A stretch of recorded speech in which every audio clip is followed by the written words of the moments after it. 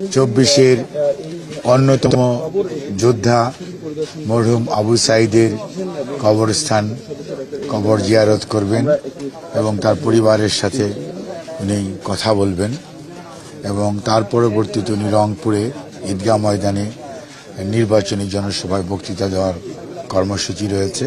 আমরা আশা করছি ইনশাআল্লাহ উনি কিছুক্ষণের মধ্যেই বগুড়া থেকে এসে এই পীরগঞ্জের আবু সাঈদের কবরের পাশে উপস্থিত হবেন। আবু সাঈদের প্রতি শ্রদ্ধা জানানো এটা আজকে সারা দেশের সকল মানুষের এটা দায়িত্ব কর্তব্য। এটি শুধু নয়, আবু সাঈদ যে শিক্ষা দিয়েছে স্বৈরাচারের বিরুদ্ধে বুক চেতিয়ে 16 জুলাই 24 যেভাবে বেগম রোকেয়া বিশ্ববিদ্যালয়ের ছাত্র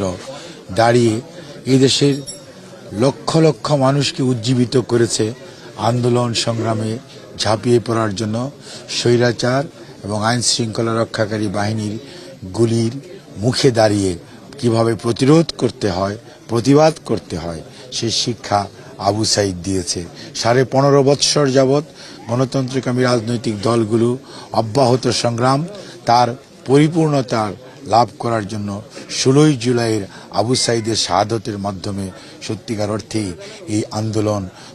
সকল শ্রেণী পেশা রাজনৈতিক দল ছাত্র জনতা সবার আন্দোলনে রূপান্তরিত হয়েছে এবং স্বৈরাচার পালিয়ে গেছে। কাজে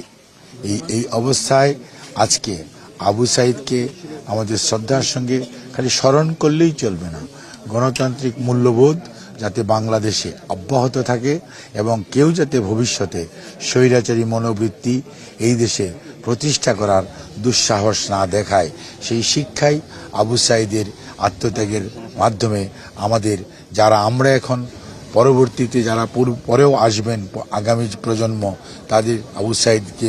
খালি মৃত্যু দিবস আর কবর জিয়ারতের মধ্যে থাকলেই চলবে না, এই শিক্ষাটাকে বাস্তবে রূপান্তরিত করার জন্য আমাদের সবাইকে উদ্যোগী হতে হবে। তাহলে আমার মনে হয় আবু সাঈদের আত্মা